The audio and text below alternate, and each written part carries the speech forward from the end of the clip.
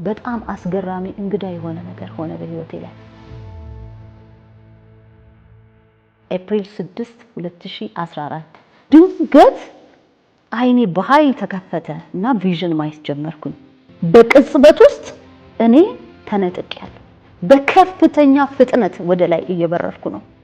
ወደ ታች መመልከት ጀመርኩ። ስመለከት አሉ የምንላቸው ረጃጅም ፎቆች በሙሉ ፈራርሰው አያለሁ። what is going on? መስታወት በመስታወት የሆነው ህንጻ በሙሉ ተደረማምሷል።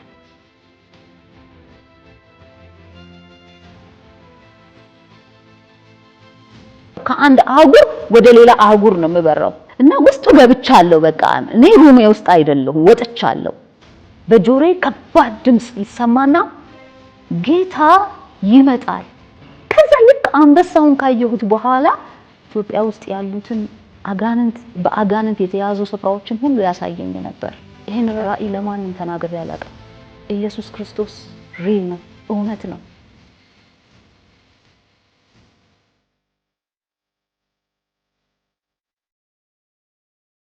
የሚገርመው በልጅነቴ በጣም አክራሪ ከሚባሉ የኦርቶዶክስ እምነት ተከታዮች ውስጥ አንዷ ነበርኩኝ። ስርዓቶችን መፈጸም፣ መጾም፣ መጸለይ በጣም እወድ ነበር።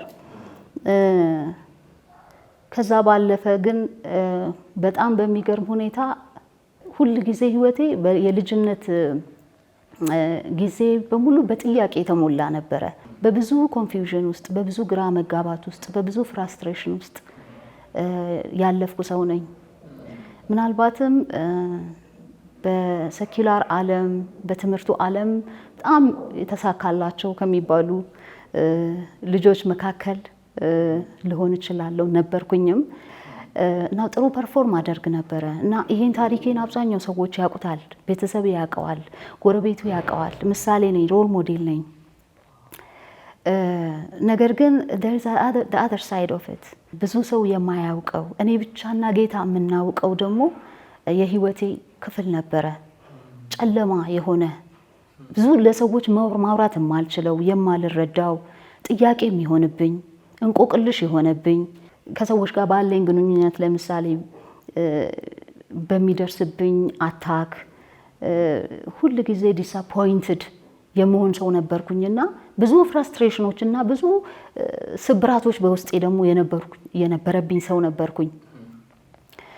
ያንን ህይወቴን ለማንም ገልጬ ልነግረው አልችልም። ምክንያቱም እኔ ሰው የሚስለኝ ሌላ ሰው ነኝ። የምታወቀው መሳይ የምትታወቅበት መንገድ አለ። ያንን ነው ሰው የሚያውቀው፣ ሌላውን ሳይድ አያውቀውም። ለሰው እንግዳ ነው ያ ሳይድ፣ ልትናገረው አትችልም። እና በህይወቴ በተደጋጋሚ ሪጀክሽንን ያየው ሰው ነኝ። ለምሳሌ ገና እርሊ እድሜ ላይ የተለያዩ በህይወት አጋጣሚ ከሰዎች ጋር በሚኖረኝ ግንኙነቶች ላይ ሁሌ ሰዎች ዲስአፖይንት ያደርጉኝ ነበር፣ ሪጀክት ያደርጉኝ ነበር እና ያ ሪጀክሽን በህይወቴ በታችነት ስሜትን እየፈጠረ እያደገ በውስጤ እየጎለበተ ለረጅም ጊዜ ሄዷል። በተለይ በሀያዎቹ እድሜ ክልል ውስጥ ከፍተኛ ኮንፊውዥን ቀውስ ውስጥ የነበርኩበት ጊዜ ነበረ እና በዩኒቨርሲቲ ቆይታዬ እያለሁ በዚህ እድሜ ክልል ውስጥ እያለሁ በሀያዎቹ ኤርሊ ሀያዎቹ ላይ ያለው ነበረ ጌታ ወደኔ ወንጌልን እንዲነግሩኝ ሰዎች የላከው። በአጋጣሚ እንደ ጓደኛ የነበረ ሰው የኔ ጓደኛ የነበረ ሰው በጌታ ስለነበረ ስለ ኢየሱስ ይነግረኝ ጀመረ። ብዙ አልተረዳሁትም። በጣም በዓለም ውስጥ ነበርኩኝ። ህይወቴ ዓለማዊ ነው። ዓለማዊ የሚያደርገውን ነገር ነው የማደርገው። ስለዚህ ኢየሱስ የሚባለውን ስም በተደጋጋሚ ጓደኛዬ ሲነግረኝ እንደ ቀልድ ነበር ማየው። ቀልድ ነበር፣ አሾፍ ነበር እና በኋላም ከዚህ ጓደኛዬ ሪጀክሽን ደረሰብኝ። ምክንያቱም ሞክሯል ግን የሚሆን ነገር ስላልሆነ እሱም ዓላማው እኔን ወደ እግዚአብሔር ሐሳብ ማምጣት ስለነበረ ያ እንደማይሳካለት ሲያውቅ እሱም ወደ ኋላ ማለት ጀመረ። በጣም ከፍተኛ የሆነ ዲፕሬሽን ውስጥ ገባው በዛን ጊዜ እና ምንም እንኳን በግንኙነቱ ወቅት ሰክሰስፉል ባይመስልም ለሱ ሰክሰስፉል የሆነ ባይመስለውም ግን it was successful ብዬ አስባለሁ። ምክንያቱም that was the point that I was introduced to Jesus። እንዲሁ በቀላሉ ወደ ቤተ ክርስቲያን ሄጄ ደህንነት ትምህርት ተምሬ ተጠምቄ ከዛ ክርስቲያን አልሆንኩም። እንደዛ በጣም ከባድ ነበረ እንዳልኩ ኦልሞስት ጌታን ካስተዋወቀኝ በኋላ ያ ጓደኛዬ እንዳልኩ ከጊዜ ብዛት የተነሳ አልፎ አልፎ ያ መጽሐፍ ቅዱስን የማንበብ መዝሙር የማዳመጥ እግዚአብሔርን የመፈለግ ቴንደንሲ ውስጥ ቢኖርም ግን በጣም ወደ ኋላ ተጎተትኩኝ፣ ራቅኩኝ። ወደ ቤተክርስቲያንም አልሄድኩም፣ ወደዛም ደረጃ አልደረስኩም። ወደ ጌታ ቤት ሄጄ ወደ ጌታን ወደ መቀበልም ደረጃ አልደረስኩም። ወደ ቤተክርስቲያን ሄጄ ጌታን ወደ መቀበልም አልደረስኩም ገና። በዛ መካከል አይ ቲንክ የተማሪዎች ረብሻ ተነሳ፣ ብዙ ነገር ሀፕን አደረገ። እንደምንም ብቻ ብለን ትምህርት አለቀ፣ ተመረቅን።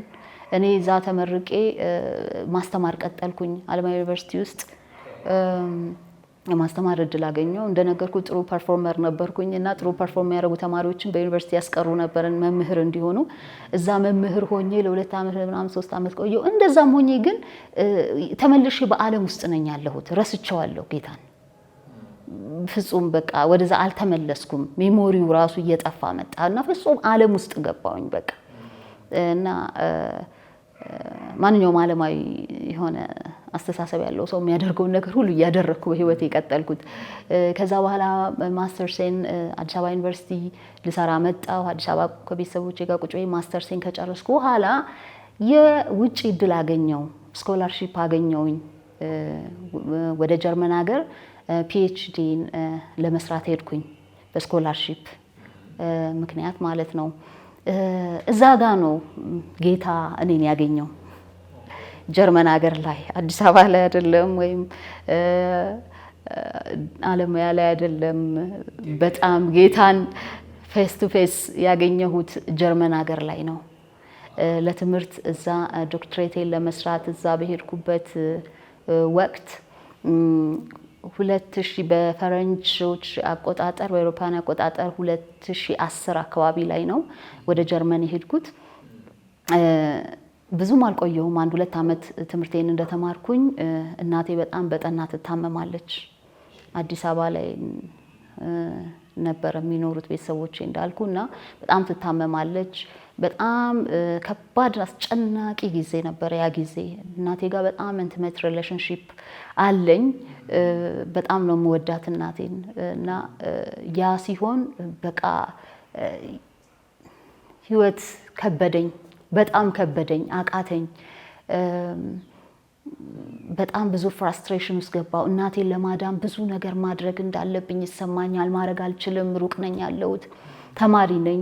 በስኮላርሺፕ ገንዘብ ነው እዛ ያለሁት፣ በቲዩሽን ፊ የተከፈለልኝ ነው ያለሁት። ብዙ ማድረግ አቅም የለኝም። ህመሟ ከባድ ነው። መድኃኒቱ ኢትዮጵያ ውስጥ የለም፣ ከውጪ መላክ ነበረብኝ። ስኮላርሺፕን ገንዘብ እንደምንም እያደረኩኝ እየገዛው መድኃኒት እልክ ነበረ ወደ ኢትዮጵያ። ምናልፋ በጣም በጣም አስቸጋሪና ከባድ ጊዜ አሳለፍኩኝ። ብዙም አልቆየችም፣ እናቴ አለፈች ማለት ነው። በጣም በህይወቴ የማረሳው ሀዘን፣ ከባድ ሀዘን ውስጥ የገባበት ጊዜ ያ ነው። ያ ሲዝን ግን ሌላ ታሪክ አለው። ያ ሲዝን ደግሞ ምን አይነት ታሪክ አለው? ጀርመን ሀገር ከገባው ጊዜ ጀምሮ እንዳልኩ በአውሮፓውያን አቆጣጠር ከ2010 ጀምሮ ኮምፕሊትሊ ደግሞ ሌላ ካምፓስ ነው የገባሁት። ልክ እንደ አለማ ዩኒቨርሲቲ ሌላ ዓለም፣ ብዙ ነጮች የሚኖሩበት ደግሞ በጣም የገነነ ዓለማዊነት ያለበት አትሞስፌር ውስጥ ነው ራሴን ያገኘሁት። በቃ ጠፋሁ ኦልሞስት እና ውሎዬ በቃ አዳሬም በቃ ግንኙነቴም ሁሉ ከነጮች ጋር ነበረ። ነጮች ጓደኞች አሉኝ ብዙ። እንደውም ከአበሻ ኮሚኒቲ ጋር ብዙ አልሆንም፣ ምክንያቱም ጓደኞቼ በሙሉ ነጮች ናቸው።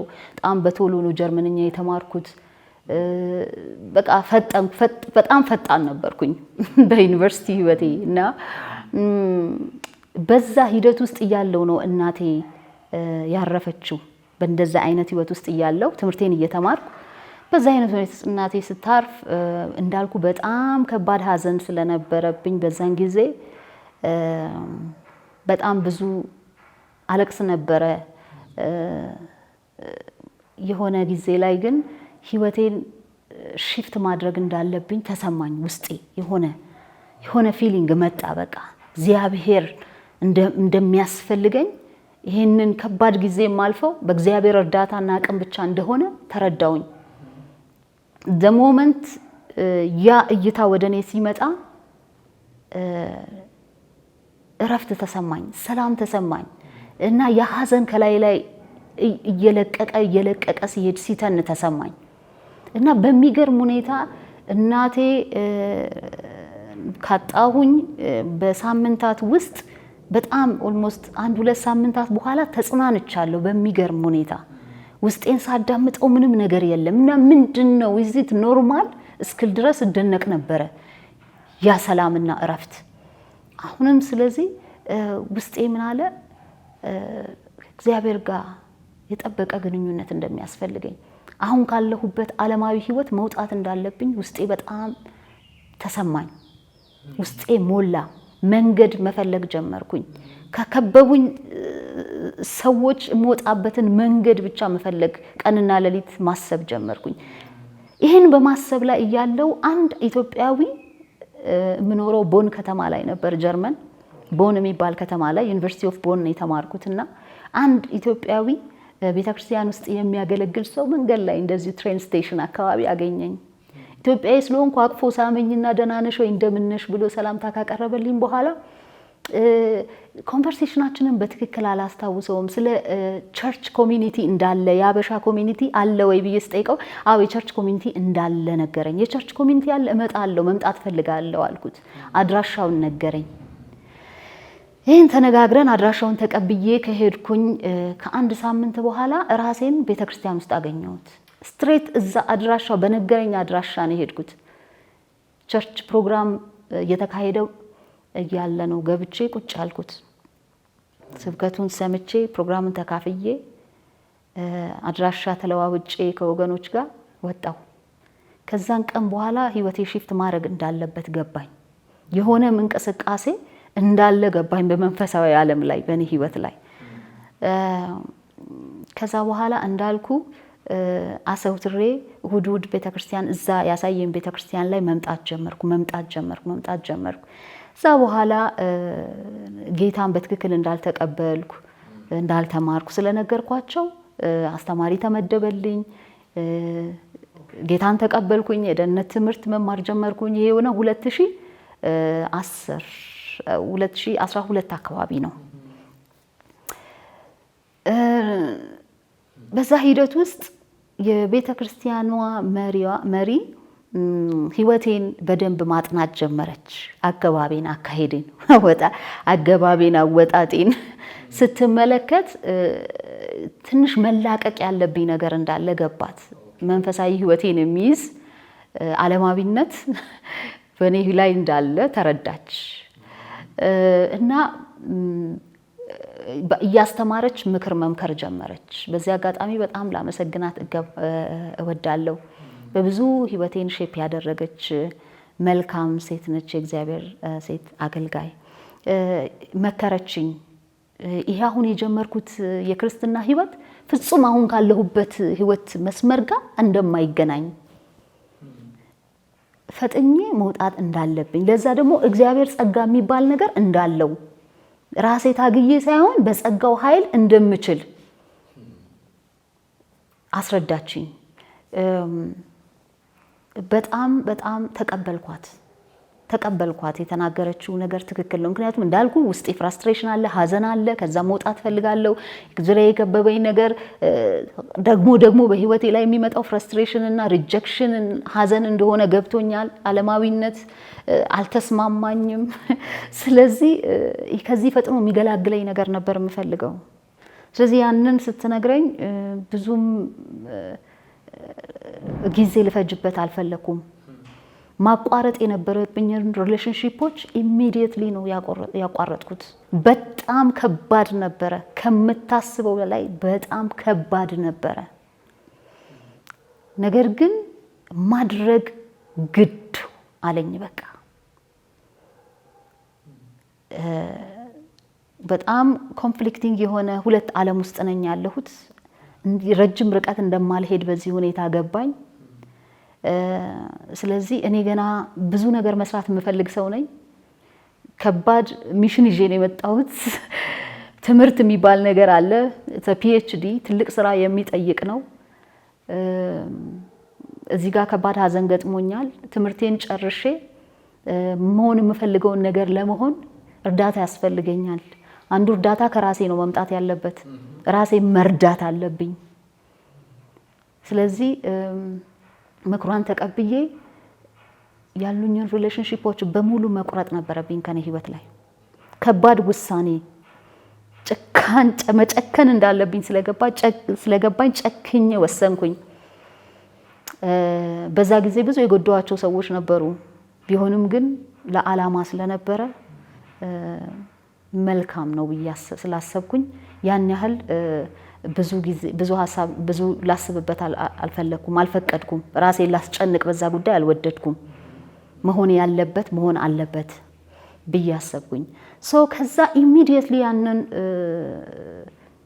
ከእንደዛ አይነት ሪሌሽንሺፕ ውስጥ ስወጣና ራሴን ወደ እግዚአብሔር ማቅረብ ስጀምር ብዙ ነገሮች ሺፍት ማድረግ ጀመሩ። ወደ ሌላ መንፈሳዊ ልምምድና ሪልም ውስጥ መግባት ጀመርኩኝ። እዚህ በኋላ ነው እንግዲህ ትልቁ በህይወቴ ላይ ኢንካውንተር የመጣው። አንድ ቀን በጣም አስገራሚ እንግዳ የሆነ ነገር ሆነ በህይወቴ ላይ። ወቅቱ አስታውሳለሁ። የዛሬ 11 ዓመት ከዛሬ 11 ዓመት በፊት ነው። በፈረንጆች አቆጣጠር 2014 ኤፕሪል 6 2014 መጋቢት 28 2006 በኢትዮጵያ አቆጣጠር የምኖረው የተማሪዎች ዶርም ውስጥ ነው። እንዳልኩ በስኮላርሺፕ ለመጡ ተማሪዎች መንግስት የሚሰጠው ዶርሚተሪ አለ። በጣም ቺፕ ሃውሲንግ ነው። እዛ ውስጥ ነው የምኖረው። በጣም ትንሽ ክፍል ናት። በጣም ትንሽ ክፍል፣ እዛ ሁሉ ነገር ያላት፣ ባዝሩምም ያላት፣ ኪችንም ያላት እንደ ስቱዲዮ አፓርትመንት አይነት ነገር ነው። እዛ ውስጥ ነው የምኖረው እና ጌታን ከተቀበልኩ በኋላ መንፈሳዊ ህይወቴ በጣም ሪቫይቭ እያደረገ ስለነበረ ጌታ ሌሊት ይቀሰቅሰኛል እንድጸልይ። ያ ኤክስፒሪየንስ ከዚህ በፊት አልነበረም። ጌታን ካገኘው በኋላ ነው እንደዚህ አይነት ነገር በህይወቴ መለማመድ የጀመርኩት እና ከሌሊቱ 9 ሰዓት አካባቢ ከ9 ሰዓት እስከ 10 ሰዓት ባለው ጊዜ አዘውትሬ እነሳለሁ። ሌሊት እነሳና ጸልያለሁ፣ ወርሺፕ አደርጋለሁ።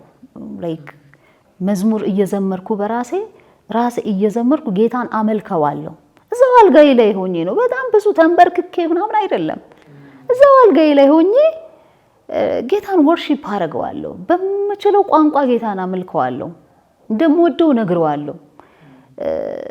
እና በዛች ቀን ምሽት በዛን ቀን ሌሊት ግን እንዳልኩ መጋቢት 28 2006 በኢትዮጵያ አቆጣጠር ላይ በግምት ከሌሊቱ 9 ሰዓት ተኩል እስከ 10 ሰዓት ይሆናል ከእንቅልፌ ነቃው። በቃ ሰው እንደዚህ ቀስቅሶ እንደሚያነቃ አይነት ነቃውኝ ከእንቅልፌ። ከዛ በቃ እንደተለመደው መጸለይ ጀመርኩኝ፣ ወርሺፕ ማድረግ ጀመርኩኝ ጌታን። ከዛ መዳከም ጀመርኩኝ። ጸሎቱም ወርሺፑም እየደከመኝ እኔም ወደ እንቅልፍ አይነት ስሜት የእንቅልፍ የድካም አይነት ስሜት ውስጥ መግባት ስጀምር ድንገት አይኔ በኃይል ተከፈተ እና ቪዥን ማየት ጀመርኩኝ። ቪዥን እምልህ እንግዲህ እኔ የዛኔ ቪዥን ምን እንደሆነ አላቅም። ምንም የገባኝ ነገር የለም። በኋላ ነው ቪዥን እንደሚባል የተረዳሁት። እና አይኔ ይከፈታል፣ በኃይል ይከፈትና ምን አያለው? በዛ ቪዥን ውስጥ አንበሳ አያለው። የአንበሳ እኔ እንግዲህ በኔ አረዳድ በዛን ጊዜ እኔ እንዳልኩ አካባቢ ኑሮዬ ሁሉ ከዩኒቨርሲቲ ጋር የተገናኘ ስለነበረ አዲስ አበባ ዩኒቨርሲቲ በር ላይ የተቀመጠው ይሄ አንበሳ ምስል ሐውልቱ እሱን ይመስላል እላለሁ በራእይ ውስጥ። እንግዲህ ራእይ ስታይ ህልም አይደለም፣ ይለያል። ራእይ እንደምታውቀው ራእይ በቃ ኦልሞስት 3 ዳይሜንሽናል በለው ውስጡ ገብተህ ነው እንቅስቃሴውን ነው የምታየው፣ ውስጡ ገብተሃል እና ውስጡ ገብቻለሁ። በቃ እኔ ሩሜ ውስጥ አይደለሁም፣ ወጥቻለሁ። ሌላ ኢንቫይሮንመንት ውስጥ ነኝ ያለሁት፣ ክፍሌ ውስጥ አይደለሁም፣ ወጥቻለሁ ከዛ እና ያንን አንበሳ አየዋለሁ። አንበሳው እጅግ የተዋበ ነው፣ ያምራል። አይኖቹ፣ ይሄ አፍንጫው፣ ከንፈሩ ምናምን ይንቀሳቀሳል እና የሆነ ኤክስፕሌን በቃላት ኤክስፕሌን ሊደረግ የማይችል ውበት ነው አንበሳው ላይ ያለው። ከዛ በቃ ሰውነቴ ይንቀጠቀጥ ነበረ። ከዛም በፊት ወደ አይኔ መከፈት ሲጀምርና ተረጋግቼ ማየት ጀመርኩ። ዋው ይሄ አንበሳ 6 ኪሎ በር ላይ ያለውን አንበሳ ይመስላል እላለሁ በራእይ ውስጥ ሆኜ የማውቀው እሱ ስለሆነ። ከዛ ልክ አንበሳውን ካየሁት በኋላ አንድ ይሄ የመለከት ድምጽ ይሰማል። ከባድ ድምጽ፣ በቃ በጆሮዬ ከባድ ድምጽ ይሰማና ጌታ ይመጣል፣ ሰዎች እንዲሁ በተሰበሰቡበት ድንገት ይመጣል የሚል ድምጽ ሰማሁ። ከዛ በኋላ የሆነውን ነገር አትጠይቀኝ። በመቅጽበት የሚል ቅጽበት የሚባለውን ቃል ራሱ እዛ ውስጥ ሆኜ ነው የተረዳሁት ምን ማለት እንደሆነ። በቅጽበት ውስጥ እኔ ተነጥቄያለሁ። ለቅቄ አየር ላይ ነኝ ያለው፣ ተነጥቄያለሁ። what is going on? በከፍተኛ ፍጥነት ወደ ሰማይ እሄዳለሁ። በከፍተኛ ፍጥነት ወደ ላይ እየበረርኩ ነው። የሚገርም አይነት ኃይል ነው ሰውነቴ ላይ ያለው፣ ከባድ ፓወር። ይሄ የሰው ፓወር አይደለም። ቦዲ ተለውጧል፣ ሌላ ቦዲ ነውና በጣም ስትሮንግ ነው፣ በጣም ጠንካራ ነው፣ በጣም ፓወርፉል ነው ቦዲ እና ይሄ አየር ሰንጥቆ የሚሄድ ከባድ ፓወር ያለው ቦዲ ነው ያለኝ። ተቀይሬ ያለው እና አየር ላይ በከፍተኛ ፍጥነት በላይ እበራለሁ። ከላይ ሆኜ ወደ ታች መመልከት ጀመርኩ። ስመለከት እነኚህ ትልልቅ ህንፃዎች ስካይ ስክሬፐርስ በቃ ትልልቅ አሉ የምንላቸው ረጃጅም ፎቆች በሙሉ ፈርሰዋል። ከተማው ፈርሷል። በዛ ፍጥነት ከአንድ አህጉር ይመስለኛል ወደ ሌላ አህጉር ነው የምበረው። ከአንድ አህጉር ወደ ሌላ አህጉር ነው የምበረው። ፎቆቹ ተደረማምሰዋል። ይሄ እኛ ውበት ብለን የምንጠራው ይሄ ምድራዊ ላይ የሚታይ የሚያማምረው መስታወት በመስታወት የሆነው ህንፃ በሙሉ ተደረማምሷል።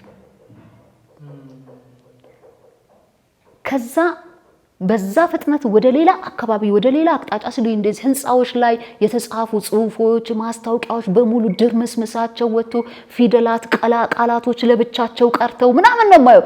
ግማሹን ጌታ ሆይ ይሄ ኢትዮጵያ ነው እላለሁ። ፊደላቱን እያየሁ የአማርኛ ፊደላትን የሆነ ቦታ ላይ ያለው ይሄ ኢትዮጵያ ነው እንዴ እላለሁ። ከዛ ወደ ሌላ ዓለም ይሄዳለሁ አያለሁ። አሁንም አንድ የቀረ ነገር የለም። ድንጋይ ነው እንዳለ አመድ ሆኗል ምድሪቷ በሙሉ። ከዛ በፍጥነት እየበረርኩ ሲሄድ የተቃጠለ ሳር ዛፍ አንድ የቀረ ነገር የለም። ቢጫ ሆኗል፣ ተቃጥሎ ጥቁር ሆኗል። ሳሩ አመድ ሆኗል። what is going on? ያንን አይቼ በዛ ፍጥነት ከእንደገና መውረድ ጀመርኩኝ ወደ ምድር መውረድ ስጀምር በቅርብ ርቀት ሆኜ ገና ምድርን ሳረግጥ በቅርብ ርቀት ላይ የዋና ስፍራ ላይ ሰዎች ይዋኛሉ። በቃ ይዝናናሉ። ምንም እንደተፈጠረ አላወቁም። ይዝናናሉ። ዋና እየዋኙ ነው ሰዎች። አሁንም በቅርብ ርቀት ሆኜ ዙሪያውን አያለው። ይመስለኛል ወደ ኤዥያ አካባቢ ያሉ ሰዎች ናቸው የማያቸው። ኤዥያን ስኪን ያላቸው ከእንደገና ዳርክስ ደግሞ ስኪን ያላቸው ሰዎች፣ ድብልቅልቅ ያሉ ህዝቦች የሆነ ባህር አጠገብ ላይ ቁጭ ብለዋል። ቁጭ ብለው ይበላሉ፣ ይጫወታሉ፣ ይስቃሉ፣ ይዝናናሉ። አንድ ሴት በትልቅ መጥበሻ ላይ ትልቅ መጥበሻ ላይ እሳት ከስር ተደርጎ አሳ ትጠብሳለች። አሳ እየጠበሰች ትሰጣቸዋለች። ሰዎች ይበላሉ፣ ይዝናናሉ፣ ይስቃሉ፣ ይጫወታሉ። እዛኛው ዓለም ላይ ፈራርሷል። ከዛ አልፌ ሲሄድ የሚገርም ነገር አየሁኝ። ወደ ምድር ወረድኩኝ። ወደ ምድር ወረድኩ። ከመበርበት ወደ ምድር ወርጄ ማየት ስጀምር ይሄ እኛ አገር ላይ የምታያቸው ትንንሽ መሸታ ቤቶች የሉም? ይሄ ጨፈራ ቤቶች፣ የሙዚቃ በኃይል ተከፍቶ መጠጥ ተደርድሮ ምናምን ዘፋኝ የሚዘፍንበት፣ ዘፋኝ ቆሞ ይዘፍናል። ሰዎች ይስቃሉ፣ ይጫወታሉ፣ ይዘፍናል። እና ኢትዮጵያዊ መልክ ያለው ሰው ነው ያየሁት አንዱ ከሚዘፍነው ውስጥ። እንደዚሁ እልፍ እያልኩ ሲሄድ ደግሞ ሌላ ሴት ትዘፍናለች ቆማ። በቃ ይሄ እኛ አሁን የምንለው ይሄ ሌሊት ዓለም ውስጥ ያሉ ሰዎች ናቸውና ይዘፍናሉ፣ ይጠጣሉ፣ ይጨፍራሉ። ከዛ ይታው የማቀው ሰው የለም እንደዚህ የማቀው ሰው የለም እንደ ማቀው ሰው ነው የምፈልገው በዛ ውስጥ ሆኜ። ድንገት በዛን ጊዜ እኛ ቤተክርስቲያን ውስጥ ያሉ ሰዎችን አያቸዋለሁ እዛ ምድር ላይ። ሰላም ብያቸው ወዴት ነው የምትሄጂው ይሉኛል። አልፌያቸው ሄዳለሁ። የሚያገለግሉ ሰዎች ነበሩ ያየኋቸው። እንዲሁም የቸርቻችን አባል የነበሩ ሰዎች እንደዚህ አያለው እዛ ምድር ላይ ሆነው። እነሱን አልፌያቸው በጠባብ በቀጭን መንገድ ስወጣ ከዛ ራእይ ነቃው። ሰውነቴ ተንቀጠቀጠ። ስወጣ ከዛ ራእይ ክፍሌ ውስጥ ነኝ ያለሁት። ጥቂት ደቂቃዎች በፊት ዓለምን ሳዳርስ ነበረ ተነጥቄ እና እጅግ በጣም በህይወቴ እግዚአብሔር ድንቅ አደረገ ብዬ የምለው ነገር ትልቅ ኢንካውንተር በህይወቴ ላይ ሆነ። የዛን ምሽት የዛን ሌሊት ያንን ራእይ ጽፌዋለሁ። ከዛ በኋላ በጣም ብዙ ራእዮችን እግዚአብሔር ይገልጥልኝ ነበረ። ኢየሱስ ክርስቶስ ዳግም ሲመጣ እንዲሁም ታላላቅ ራእዮችን ጽፌያቸዋለሁ። እግዚአብሔር እየገለጠልኝ ይሄ ሙሉ ራእይ በዚህ ኖትቡክ ላይ ተጽፏል። ከዛ በኋላ ይሄንን ሄጄ ለቤተ ክርስቲያን መናገር እንዳለብኝ ተሰማኝ። ምክንያቱም ከባድ ነገር ነው ያየሁት። ቤተ ክርስቲያን ሄጄ ተናገርኩ። ቤተ ክርስቲያናችን አነስ ያለች ቤተ ክርስቲያን ምዕመናት 25 ሰው 30 ሰው ብቻ የሚሰበሰብባት ናት። በጣም መሪዎቼ በጣም ተደነቁ፣ እግዚአብሔርን አመሰገኑ። it was a shocking moment for everyone። ግን በስም ታይም ደግሞ እውነትም ጌታ ይመጣል የሚለው የማንቂያ ደውል ሆነልን በዛን ጊዜ። ይሄን ራእይ ለማንም ተናግሬ አላውቅም። ለቸርቼ ኮሚኒቲ ብቻ ነው የተናገርኩት። ከዛ ውጪ ጽፌ አስቀምጨዋለሁ። ጊዜ ነበር የምጠብቀው። ዛሬ ግን ጊዜ ሆኖ መጥቻለሁ እዚህ እና ምድር ሁሉ ዓለም ሁሉ እንዲሰማ ፈልጋለሁ። ኢየሱስ ክርስቶስ ሪል ነው፣ እውነት ነው፣ ሪያሊቲ ነው እያወራን ያለ ነው። የሆነ የተጻፈ ጉዳይ አይደለም፣ ታሪክ አይደለም፣ ስቶሪ አይደለም። ሰዎች ኢየሱስ ክርስቶስ ይመጣል። ልንክደው የማንችለው እውነት ነው ይሄ። ጊዜው በጣም አልቋል። ጊዜ የለንም፣ የምናስብበት ጊዜ የለም። ለመለወጥ መፍጠን አለብን እና ይሄ ትልቅ ኢንካውንተር ነው በህይወቴ ላይ ሆነው። ኢየሱስ ክርስቶስ ይመጣል። ከዚህ በኋላ ህይወቴ እንደነበረ ሊቀጥል አይችልም። ኢየሱስ ክርስቶስ ሕያው ነው።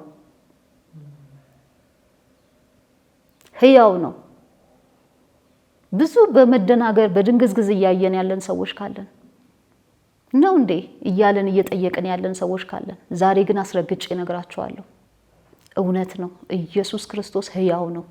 ዳግም ተመልሶ ይመጣል። ከዚህ በኋላ ህይወቴ እንደነበረ አልቀጠለም። የምኖረው የምተነፍሰው የማደርገው ነገር ሁሉ ለኢየሱስ ብቻ ነው። የህይወቴ ንጉስ ነው እሱ። ኢየሱስ ላንቺ ማን ነው ብትለኝ፣ ኢየሱስ ለኔ ንጉስ ነው።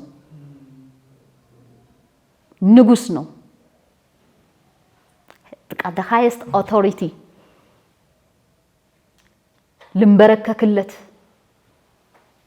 የተገባ the highest authority በምድር ላይ ስልጣን ያለው ማን ነው ብለህ ብትጠይቀኝ በህይወቴ ላይ ኢየሱስ ነው። እሱ ካለ ይሆናል። እሱ ብሎ የማላደርገው ነገር የለም። ህይወቴ ከዛ በኋላ አልኩ ውሳኔዎቼ ሁሉ እሱን ሴንተር ያደረጉ ነበሩ። በህይወቴ ላይ ከባባድ ውሳኔዎችን ወስኛለሁ። ለምን? የህይወቴ ጌታ አስተዳዳሪ፣ ንጉስ፣ ቦስ ኢየሱስ ነው። ይሄ ነው የሆነው። ኮምፕሊትሊ ፐርስፔክቲቭ ተቀየረ። ብዙ ነገሮች ያስደንቁኝ ነበር። ያን ራእይ ካየው በኋላ ተራ ሆኑብኝ። አሁን ራሱ የምንጠቀማቸው ቃላቶች አይመጥነውም። አሁን ኢየሱስን ለመግለጽ የምንጠቀምበት ቃላት አይመጥነውም። ካየሁት ነገር ተነስቼ ነው የምነግርህ። አንደበትን ዝግት ነው የሚያደርገው ስታየው፣ ሞገሱን ስታየው፣ ክብሩን ስታየው። እቺ ምድር ያላት ብልጭልጭ ተራ ነገር እንደሆነ ትረዳለህ። እግዚአብሔርን አመሰግናለሁ ግን ይህን ታላቅ ሚስጥር ስለገለጠልኝ ለኔ።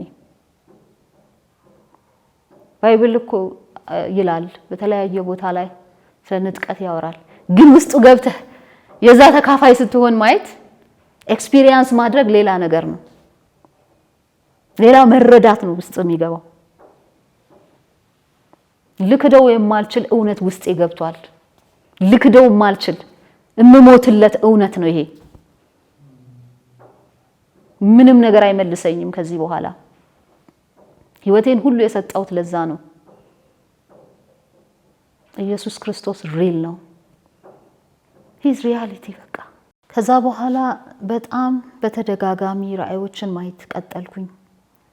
በየምሽቱ ለጸሎት በየሌሊት 9 ሰዓት እስከ 10 ሰዓት ባለው ጊዜ ውስጥ በጣም በቋሚነት እነሳለሁ ከእንቅልፌ ለመጸለይ። ራሴን ፎርስ አድርጌ ምናምን አይደለም የምነሳው። በቃ ሰው ቀስቅሶ እንደምትነሳው ነው የምትነሳው። በዛ ሰዓት ተነስቼ አዘውትሬ ጸልያለሁ። በጣም መንፈሳዊ ለመሆን ሞክሬ ተንበርክኬ ምናምን እንኳን አይደለም የምጸልየው። የሚገርም አልጋይ ላይ ተኝቼ ይሆናል ወርሺፕ የማደርገው። አይኖቼ ይከፈቱና ቪዥን ማየት ጀምራለሁ። በዛን ሰዓት እግዚአብሔር አሳየኝ በጣም ብዙ ቪዥኖች። ኢትዮጵያ ላይ ያለውን ድህነት ያሳየኝ ነበረ። ጀርመን ሀገር ሆኜ ኢትዮጵያ ውስጥ ያለውን ድህነት ያሳየኝ ነበር። በቃ ይሄ እጅግ የቆሸሸ ስፍራ፣ ቆሻሻ ስፍራ፣ ንጽህና የሌለበት ቦታ፣ ሽንት ቤት በትክክል የሌለበት ቦታ፣ ያላለቀ ህንፃ ውስጥ አሁን እኛ ያላለቀ ህንፃ ውስጥ ሰዎች እንደሚኖሩት እንደዛ ያላለቀ ህንፃ በዛ ጊዜ አልነበረም። እንደውም የዛሬ እንግዲህ 11 ዓመት አካባቢ ያላለቀ ህንፃ ውስጥ ከጎን ቆርቆሮ ምናምን ያልተመታለት ምናምን ክፍት የሆነ ቦታ ላይ ጣራ ብቻ ተደርጎበት ሰዎች በጣም ሪስኪ የሆነ ህይወት ሲኖሩ፣ የታመሙ ሰዎች ነጠላ ለብሰው የተቀመጡ ልጆቻቸው ማልኒውትሪሽን እንዲሆኑባቸው በቃ የከሱ ልጆችን የያዙ እናቶች፣ የቆሸሸ ነጠላ የለበሱ ሴቶች፣ የመጨረሻ ይሄ ድህነት የጉስቁልና ጥግ እግዚአብሔር እዛ ሆኜ ያሳየኝ ነበረ። እና ጌታ እጄን ይዞ ነበረ የሚመራኝ። በሌሎቹ ራእዮች ላይ በቅድም በነገርኩ ላይ በይሁዳ አንበሳ ሆኖ የተገለጠው፣ እዚህ ላይ ጌታ ሰው ሆኖ የሚያምር ቀጭን ሰው ረጅም ጌታ እጄን ይዞ በእንደዚህ ቦታዎች ላይ እየመራ ያሳየኝ ነበር። መንገድ እየመራኝ ያሳየኝ ነበር ያለውን ድህነትና ችግር። ከዛ በኋላ ጌታ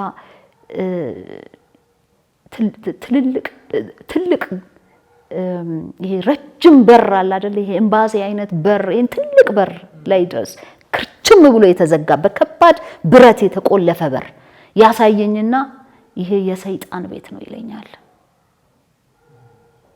እኔ ስራ አለኝ እዚህ፣ እንግባ ጌታ ሆይ እንግባ አለዋለሁ። ውስጥ ያለው ልጅ ምንድነው ያለው? ይሄ በቃ ምን ልበል የተከረቸመ በር፣ ረጅም ብረት በር ያሳየኛል። ኢትዮጵያ ውስጥ ነው የሚያሳየኝ። እዚህ ውስጥ እዚህ ምሰራው ስራ አለኝ። ይሄ የሰይጣን በር ነው፣ ግን እኔ አይችለኝም ሰይጣን ይለኛል።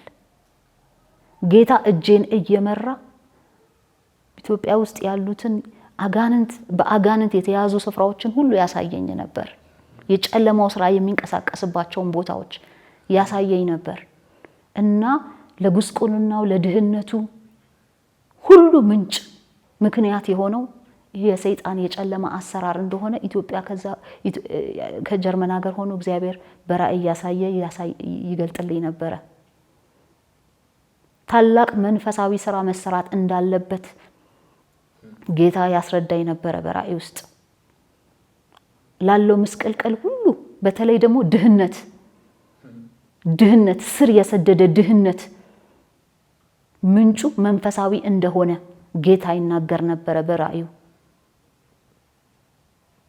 ይሄ መንፈሳዊ ስራ ይጠይቃል ይለኝ ነበር።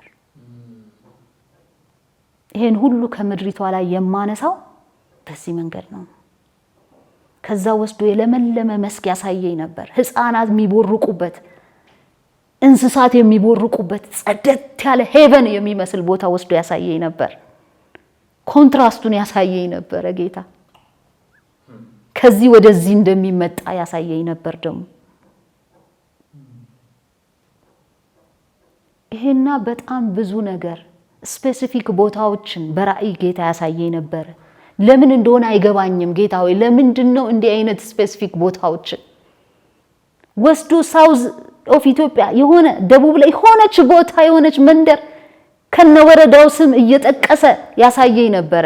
እንደውም እኔ በዛን ጊዜ በጣም መጨነቅና በቃ ተነስቼ ሻንጣዬን ጠቅልዬ ኢትዮጵያ ልግባው አሁን ጌታ እየተናገረኝ ያለው ኢትዮጵያ ውስጥ የሚሰራ መንፈሳዊ ስራ አለ ሂጂ እያለኝ ነው ወይ ጌታ እስከ ማለት ደርስ ነበር። እነዛን ራእዮች በተከታታይ ሳይ በኋላ ድምጹን ሰምቼ ነው በመሪት ወደ ኢትዮጵያ ለመምጣት የወሰንኩት። ጀርመን ሀገር የመቆየት እድል ነበረኝ፣ ኑሮ ዛይ መቀጠል እድል ነበረኝ። እግዚአብሔር ሐሳብ ግን ኢትዮጵያ ላይ ስለነበረ ነው ወሰኜ የመጣሁት። እንዳልኩ ከዛን ጊዜ በኋላ የህይወቴ መሪ የህይወቴ ቦስ ኢየሱስ ነው። አድርግ ያለኝን ነው ማደርገው እና ከባድ ነገር ነው። the only means ኢትዮጵያ ከድህነት የምትወጣው ይሄ መንፈስ ሲሰበር ነው። በጣም በጣም በጣም ኦፕሬት እያደረገ ያለ ከባድ መንፈስ አለ። ድህነትና ጉስቁልናን፣ በሽታን፣ ኢቪል ስራን፣ ደም መፋሰስን የሚያመጣ መንፈስ ነው። እሱ መንፈስ ከምድሪቷ ላይ መነቀል አለበት። ከዛ በኋላ የኢትዮጵያ ብልጽግና እውን ይሆናል። ይሄን ነው ያለኝ ጌታ። ሊትራሊ በራእይ እግዚአብሔር ደጋግሞ እያሳየኝ የተለያየ የኢትዮጵያ ፓርት ክፍል እየወሰደ እጄን ይዞ ነው ጌታ ያሳየኝ። በቃ ቪዥዋላይዝ እያደረኩ ነው። እስካሁን ድረስ ምስሉ ፊቴ ላይ አለ። የማልፍበት የሄድኩባቸውን ቆሻሻ ቦታዎች፣ ሽንት ቤት የሌላቸው ቦታዎች፣ ገጠር ላይ በጣም ሪሞት የሆኑ ገጠር ላይ ያሉ ማንም ያላያቸው መኪና የማይገባባቸው ሰው እንኳን ታሞ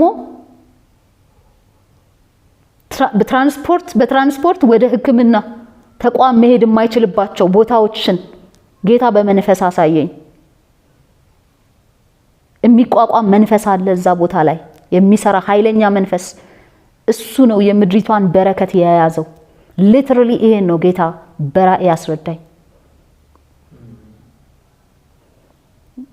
እና እንደምናስበው የምናረጋቸው ነገሮች ጥሩ ናቸው። ደስ የሚል ነገር አለ ኢትዮጵያ ላይ አሁን ብዙ ነገሮች እየተለወጡ ነው። በመንፈሳዊ ማቅጣጫ ደስ የሚል እንቅስቃሴ አለ። አሁን እናንተም ቁጭ ብለን የምናደርገው ነገር ማለት ነው የዛ ሪፍሌክሽን ነው። ተስፋ አለ። ይሄንን ሳይ ተስፋ እንዳለ ነው የምረዳው። እኔ እናንተ ዛሬ እዚህ ጋር ቁጭ ብለን ይሄንን ማውራት መቻላችን የዚህ ተስፋ ነጸብራቅ ነው። በዚህ ነው የሚመታው አለኝ ድህነቱ። እኔ በዛን ጊዜ ያጠናው ያለውት ምሰራው ነገር ጥናቴ ሁሉ ነገሬ ኮንሱምድ የሆነው በእንዲህ አይነት ጉዳይ ነው። ድህነት ጋር ከድህነት ቅነሳ ጋር የገናኘ ስራ ነው የምሰራው። ግን አንድም ቀን በዚህ ልክ አስቤው አላውቅም። እውነት ለመናገር አስቤው አላውቅም። ያው ቴክኒካል የሆነ ነገር ነው የምሰራው። ኢንጌጅ ማድረጋው ቴክኒካል ሌቭል ነው ብዙ ነገሮችን እና የራሴ ኢኩዌሽን አለኝ x+y ምናምን ብዬ ነው የምሰራው በጥናቴ ላይ። ግን it's beyond that አይኖቼን ነው የከፈተልኝ ጌታ።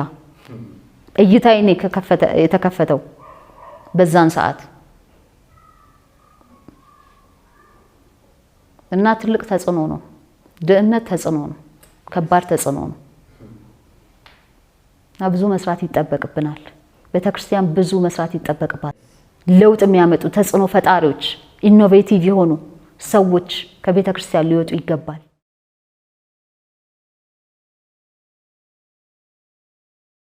አሁን ላይ ቁጭ ብዬ ኢየሱስን ሳስበው እንዳልኩ ኢየሱስን በጌትነቱ በንጉስነቱ ሁሉ እናውቀዋለን። እኔ ደግሞ ውስጡ ገብቻ አይቼዋለሁ። ኢንካውንተር አድርጌው ንጉስ እንደሆነ ይሁዳ አንበሳ እንደሆነ ያየው ሰው ነኝና ለኔ ንጉሴ ነው እማልተካው በምንም። የመጨረሻው አልቲሜት ወርድ ያለው በቃ የመጨረሻው ቃል የመጨረሻ ስልጣን የተሰጠው ቢኖር ኢየሱስ ነው ለኔ። ሌላው ግን ኢየሱስ ለኔ በቃ ዋናዬ ነው፣ ዋና ፕራዮሪቲ ነው። አሁን በህይወቴ ፕራዮሪቲ ነው ኢየሱስ። ብዙ ፕራዮሪቲ በህይወቴ ላይ ሊኖር ይችላል። አሁን ስራ አለ፣ ቤተሰብ አለ፣ ምናምን አለ፣ ባል አለ፣ ብዙ ነገር አለ፣ አገልግሎትም ጨምር አለ፣ ብዙ ነገር አለ። ከሁሉ በላይ ግን ፕራዮሪቲ የምሰጠው በህይወቴ ላይ ኢየሱስ ነው። ዋና የሱ ነው ኢየሱስ። በቃ አልኩ ቦሴ ነው ኢየሱስ። በቃ እሱ ሲል የሰር ብዬ ነው መቀበለው። ልዩነት በህይወቴ ላይ ያመጣ እንዳልነበር በቃ አዲስ የድሮዋ መሳይ አስረስቶ ሌላ መሳይ በውስጤ ክሬት ያደረገ ያመጣው ኢየሱስ ነው። ስለዚህ በህይወቴ ላይ ምን ብዬ ልግለጽልህ? ምንም አይነት ቃል ኢየሱስን አይገልጠውም። ግን ታውቃለህ አይደል? ምደረድርልህ ሁሉ ቃል አሁን እሱ መጥኖት አይደለም ገልጾት አይደለም። ግን እምልህ በቃ የተገኘሁበት ምንጭ ኢየሱስ ነው። መሳይ የምትባለዋ ዛሬ የምታያት መሳይ ማንነቴ ዛሬ የተገኘበት ምንጭ ኢየሱስ ነው። ከዛ ጋር ነው ማገናኘው ኢየሱስ። ከሱ ውጪ ምንም መስራት አልችልም፣ ምንም ማድረግ አልችልም። I cannot function ከኢየሱስ ውጪ። ስለዚህ የመጨረሻ ስልጣን በምድር ላይ ያለው ለኔ ኢየሱስ ነው። ሌላ ኃይል የለም። ምንም አይነት ስልጣን ከሱ በታች ነው። ምንም አይነት የተረዳውበት መረዳት ያ ነው በቃ። ይሄ ቃል አይገልጸውም፣ አይመጥነውም አውቃለሁ። ግን am under his authority ከኔ በላይ ኦቶሪቲ አለ ብዬ ከተናገርኩ ኢየሱስ ነው። የማድረግ የመፍጠር ስልጣን ያለው በኔ ላይ ኢየሱስ ነው። he's my boss ንጉሴ ነው ኢየሱስ። ሁሉም ደግሞ ከሱ ስልጣን በታች እንደሆነ ስረዳ ነፍሴ ታርፋለች። ሁሌ ምንም ነገር አይረብሸኝም። ይሄን ሳስብ ወደ አይምሮዬ ሳመጣ በምድር ላይ እኮ ብዙ ስልጣን አለን ብለው የሚሉ ብዙ ነገሮች አሉ፣ ብዙ ሰዎች አሉ እኮ በብዛም ቢነስም ስልጣናቸውን የሚጠቀሙ ሰዎች አሉ። ከዛ በላይ ግን የመጨረሻው አልቲሜት ወርድ ያለው ኢየሱስ ነው ለኔ። እሱን ሳስብ ሁሉ ጊዜ ሁሉ ነገር ከንቱ እንደሆነ እረዳለሁ። የሰውም ስልጣን ሳይቀር ጊዜያዊ ነው። ይሄ የምድራዊውን ነገር ለማድረግ የሚረዳ ነው። ከዛ በላይ አለ በቃ ብዙ ሰው ያላየው ያልተረዳው፣ እኔ ግን የተረዳሁት ነገር አለ። ስለዚህ አሁን ምን በረከክለት አንድ ኃይል ካለ ኢየሱስ ነው በዚህ ምድር ላይ። ምንም አይነት ነገር አያንበረከከኝም። ስልጣንን በቃሉ ይሽራል። አዋጅን በአዋጅ መሻር የሚችል ጌታ፣ በቃል ሁሉ የሚታዘዝለት እሱ ብቻ ነው። ስለዚህ ስልጣን ነው የማስበው ኢየሱስን ሳስብ፣ ኦቶሪቲን ነው የማስበው። ከሁሉ በላይ የሆነ ኦቶሪቲ እሱ አንዳችም ከሱ በላይ ያልሆነ የመጨረሻ ስልጣን በምድር ላይ የተሰጠው እንደዛ ብዬ ነው ኢየሱስን የምስለው። ምንም ነገር ይባል ኢየሱስ ምን አለ ነው የምለው። መጀመሪያ ኢየሱስ ምን ይላል? ጌታ ሆይ አንተስ ምን ትላለህ? እንንትና እንዲህ ብለዋል፣ አንተስ ምን ትላለህ? that's what matters ለኔ።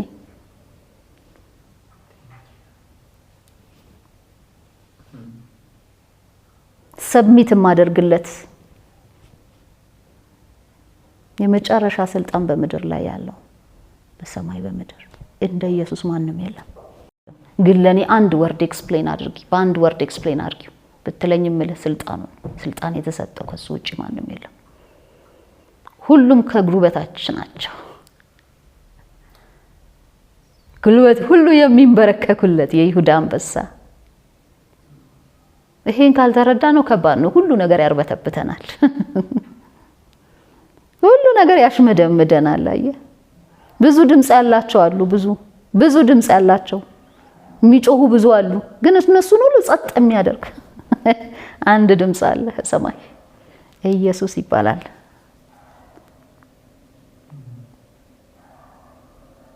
ይሄ ነው ኢየሱስ ለኔ። ደስ ሲል ከእንደዚህ አይነት ኦቶሪቲ ስር መገዛት ማለት አትሰጋም። ነገ ከሌ ይገለብጠዋል ብላ አትሰጋም።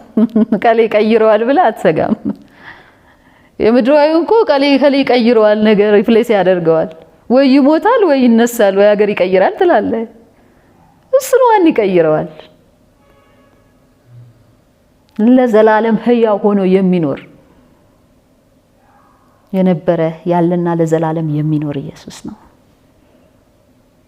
ዓለም ሁሉ ይሄን ልትረዳ ይገባታል። ኢየሱስ ጌታ ነው። በምድራዊ ቃል ይሄን ነው የምንለው። በምድራዊ ቃል ሲገለጥ ግን በቂ አይደለም። ሶሪ